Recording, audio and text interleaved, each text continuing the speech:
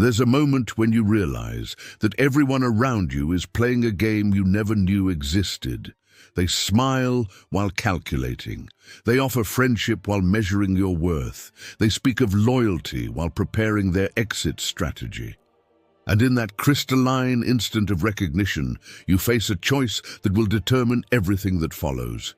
Continue being moved by the storm or become the storm itself. Most people spend their entire lives as passengers in their own existence, buffeted by forces they don't understand, controlled by dynamics they never learned to see. They believe in the fairy tale of mutual affection, the comfortable lie that relationships are built on genuine care rather than calculated exchange. They think power is something crude, something that announces itself with volume and aggression. They're wrong on every count, and their ignorance becomes your advantage. Niccolo Machiavelli posed the eternal question, is it better to be loved or feared? But he was addressing princes of the 16th century, men who ruled through obvious displays of force. We live in a different world now, one where the most devastating power operates invisibly, where the strongest positions are held by those who never have to announce their strength. The answer isn't love or fear.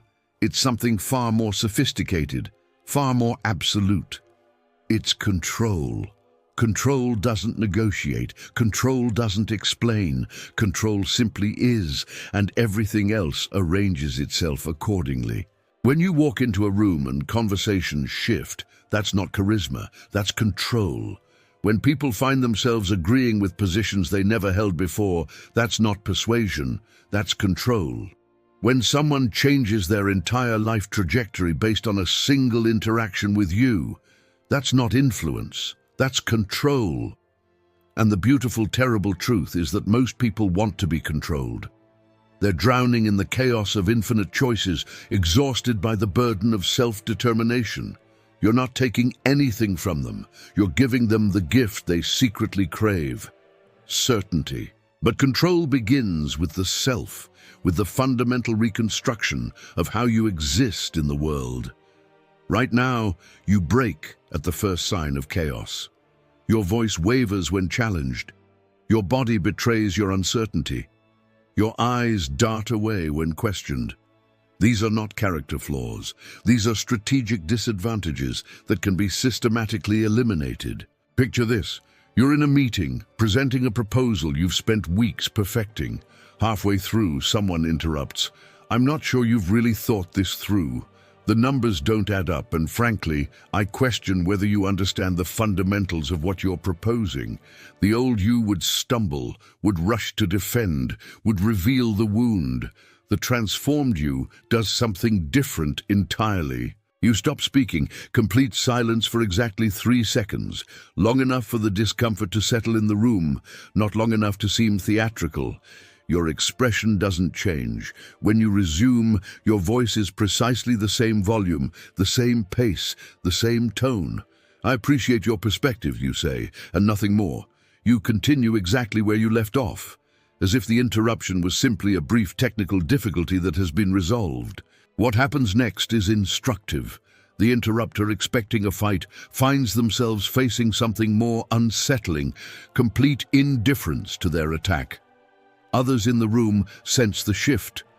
Your unshakable calm in the face of direct challenge demonstrates something more powerful than expertise. It demonstrates that you cannot be moved. By the end of the meeting, they're not just buying your proposal. They're studying you, trying to understand what they just witnessed. This is the first principle of storm psychology. You never react to the weather. Rain doesn't make you wet unless you allow it. Wind doesn't knock you down unless you present resistance. Criticism doesn't wound you unless you accept its premise that your worth is subject to external judgment. But becoming unmovable is only the foundation. The architecture of absolute control requires more sophisticated engineering. Consider the dynamics of digital confrontation, that modern arena where reputations are built and destroyed in real time. Someone posts something designed to embarrass you, to expose what they perceive as hypocrisy or failure. They're expecting you to delete, to defend, to engage in the degrading dance of public justification. Instead, you do something that breaks their entire script. You respond with a single word. Exactly. And then you repost their attack to your own timeline with the comment, "Sometimes the truth needs an advocate. Thank you for your service." The psychological effect is devastating. You've transformed their weapon into your platform. You've demonstrated that their worst accusations are, to you, simply observations of a reality you're completely comfortable with. They expected shame and found celebration. They expected retreat and found advance. Within hours, the original attack appears pathetic, desperate, small. You haven't defended yourself because defense implies something worth defending against. This is the second principle. Transform every attack into a demonstration of your imperviousness. Your enemies become your marketing department. Your critics become your amplification system. But the real artistry emerges in romantic dynamics, where people's deepest vulnerabilities lie closest to the surface. Traditional advice tells you to be vulnerable, to share your feelings, to build intimacy through mutual exposure. This advice is designed to create emotional hostages, two people locked in a prison of reciprocal weakness. True power operates differently. Imagine you're 3 months into a relationship that's becoming serious. Your partner says, "I love you," with that mixture of hope and terror that marks the moment when someone surrenders their emotional sovereignty.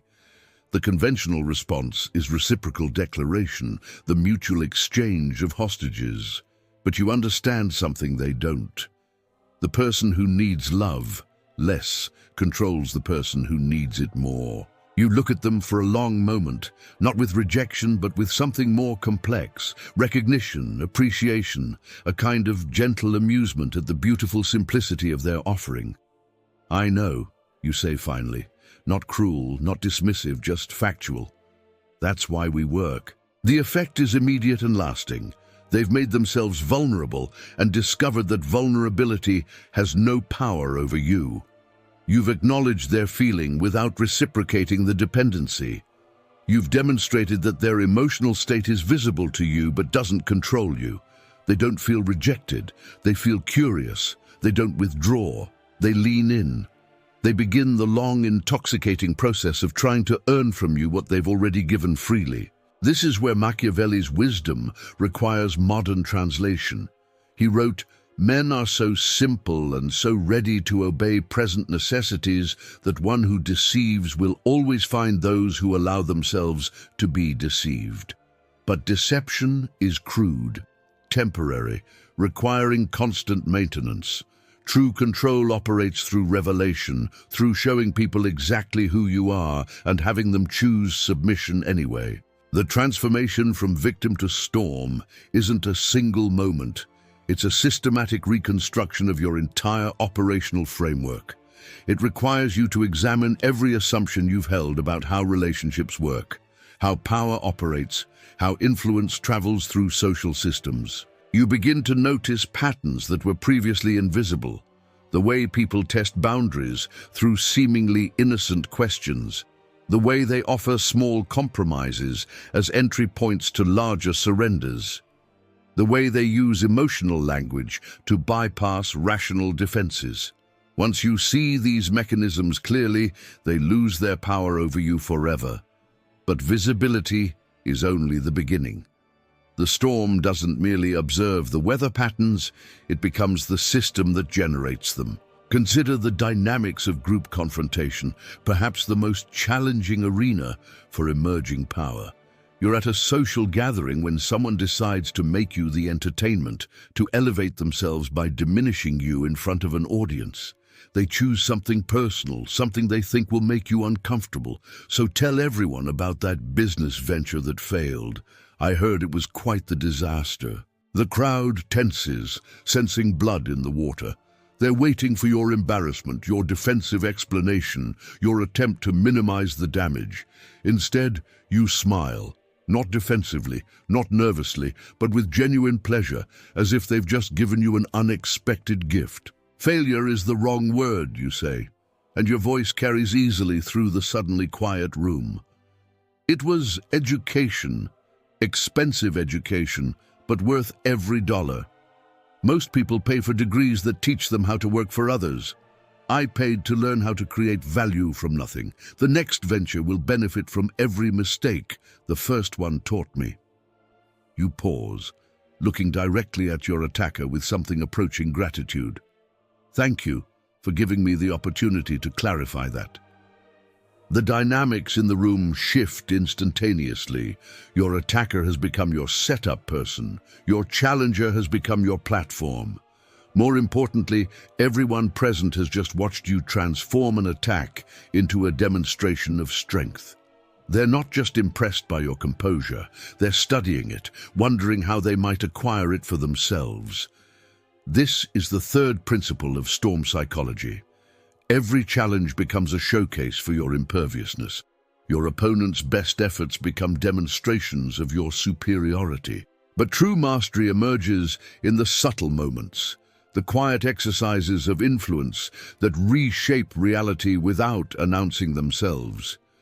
Consider the art of the strategic pause, the calculated silence that makes others reveal more than they intended. Someone approaches you with what they think is a clever manipulation. I heard you were having some financial difficulties. I might be able to help if you're interested in discussing some opportunities. They're expecting gratitude, desperation, the kind of relief that makes people careless with terms and conditions. Instead, you simply look at them. 5 seconds of complete silence, your expression neither hostile nor welcoming, just present. Then, I appreciate your concern about my finances. It's interesting how these rumors develop. Another pause. Who mentioned this to you? Notice what's happened. They came to exploit perceived weakness and found themselves explaining their intelligence sources. They expected to offer help and discovered they're being interrogated. The conversation they planned to control is now moving according to your agenda, not theirs. This is the architecture of conversational dominance. Never accept the frame they offer. Always redirect the dynamic to reveal their motivations, their sources, their underlying agenda. Make them work harder than they expected for whatever they're trying to achieve. The pattern repeats across every context. In professional settings, when someone tries to undermine your position by questioning your qualifications, I'm curious about your experience with this particular challenge. What makes you so confident in your approach? You respond with questions about their curiosity rather than answers about your credentials. You make them justify their need to know rather than your right to proceed. In social media conflicts, when someone attempts to shame you publicly by exposing what they consider embarrassing information, you amplify their revelation while framing it as evidence of your authenticity, your willingness to evolve, your comfort with the full spectrum of human experience. In family dynamics, when relatives attempt to guilt you into conforming to their expectations, you acknowledge their feelings while making it clear that their emotional state is their responsibility, not your constraint. Each interaction becomes a masterclass in emotional sovereignty, a demonstration that other people's agendas cannot penetrate your operational framework. But the deepest transformation occurs when you realize that mercy, properly applied, is more terrifying than punishment. When someone attacks you and you respond not with retaliation, but with complete indifference to their ability to cause harm, you've demonstrated something that challenges their entire understanding of power dynamics. Picture this scenario. Someone spreads malicious lies about you, carefully crafted stories designed to damage your reputation and social standing. Your mutual friends approach you, expecting drama, conflict, the entertainment of watching you fight back. Instead, when the subject arises, you simply say, "I hope they find what they're looking for." When pressed for more reaction, you add, "Everyone deserves to feel important. If this is how they need to accomplish that, I'm glad I could help." The psychological impact is profound.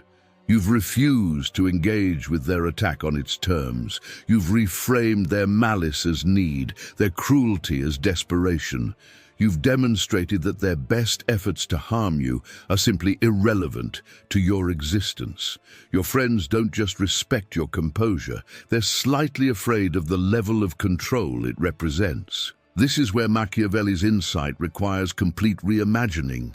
He spoke of the prince's need to be either loved or feared because he was addressing a world where power was obvious, where authority announced itself through visible displays.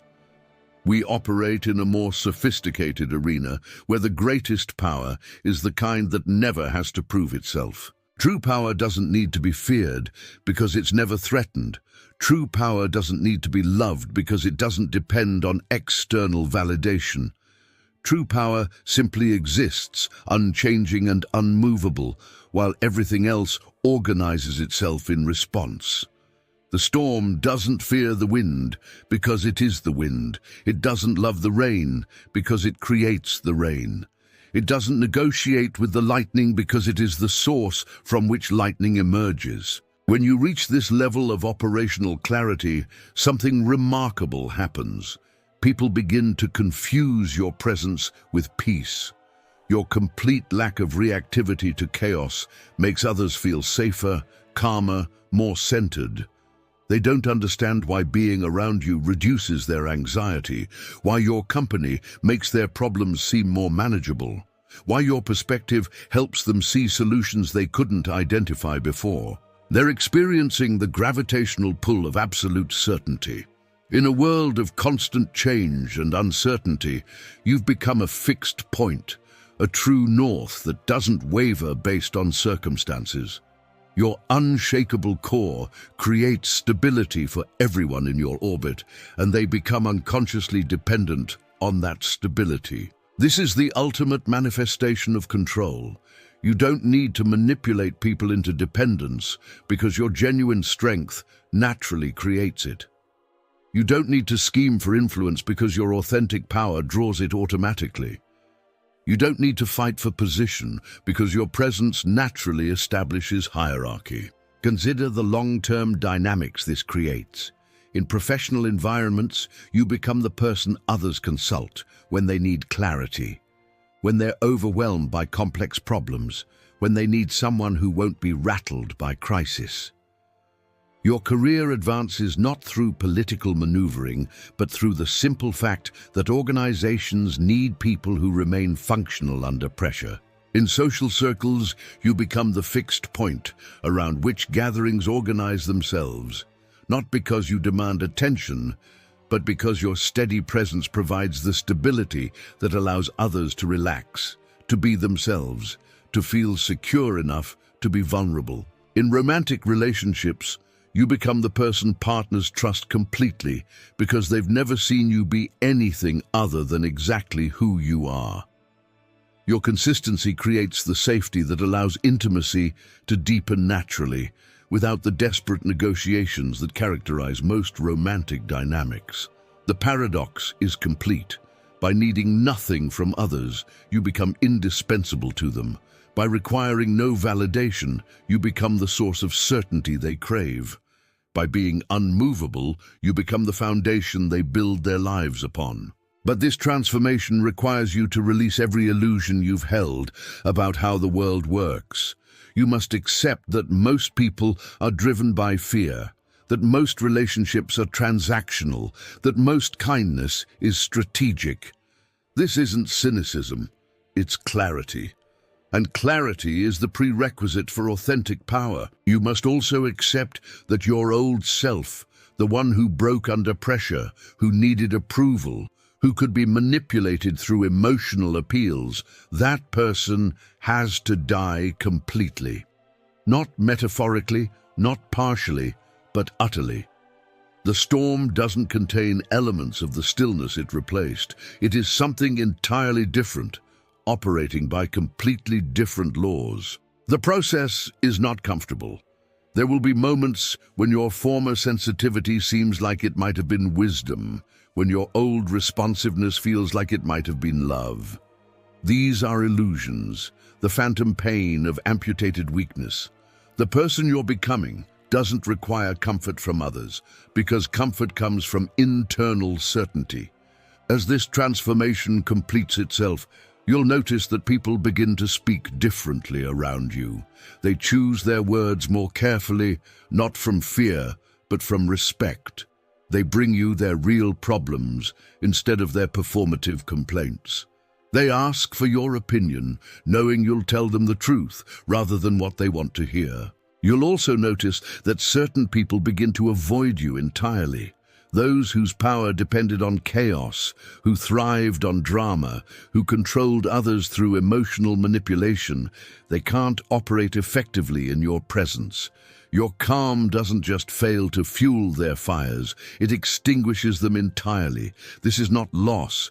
This is natural selection, the automatic filtering that occurs when you stop participating in the dynamics that attract dysfunction. The storm doesn't mourn the absence of the debris it no longer carries. In the final analysis, the transformation from victim to storm is the transformation from external dependency to internal sovereignty. It's the recognition that the only variable you can control in any situation is your own response, and the commitment to making that response so powerful, so consistent, so unshakable, that everything else has to organize itself around your presence. You walk differently now, not with arrogance, but with the quiet confidence of someone who has nothing to prove. You speak differently, not to impress or to defend, but simply to communicate exactly what is. You listen differently, not to find ammunition or to identify attacks, but to understand the underlying dynamics that drive human behavior. You see the game now, all of it, from the smallest social manipulation to the largest cultural movements. You understand how fear travels through social systems, how insecurity manifests as aggression, how people's deepest wounds express themselves as their cruelest weapons. And understanding, you are unmoved by it all. Not cruel, not dismissive, but simply beyond the reach of strategies that depend on your participation. The storm doesn't judge the trees it bends. It simply moves according to its nature, and everything else responds accordingly. There are no more victims in your reality because you refuse to accept the role, and the role cannot exist without your participation. There are no more manipulators in your experience because manipulation requires vulnerability you no longer possess. There are no more emotional hostage situations because you've liberated yourself completely from the need for external emotional validation. You have become the storm. The chaos that once threatened to destroy you now moves through you, redirected by your will, channeled by your purpose, transformed from destructive force into creative power. Others will try to predict you, to categorize you, to find the lever that moves you. They will fail because storms don't have levers. Storms have direction, intensity, purpose, but no point of external control. And in that recognition, in that complete assumption of your own power, you discover something profound. The storm is not angry. The storm is not cruel. The storm simply is, moving through the world according to natural law, touching everything, changing everything, controlled by nothing except its own essential nature. You are the storm. No one and nothing will ever affect you again.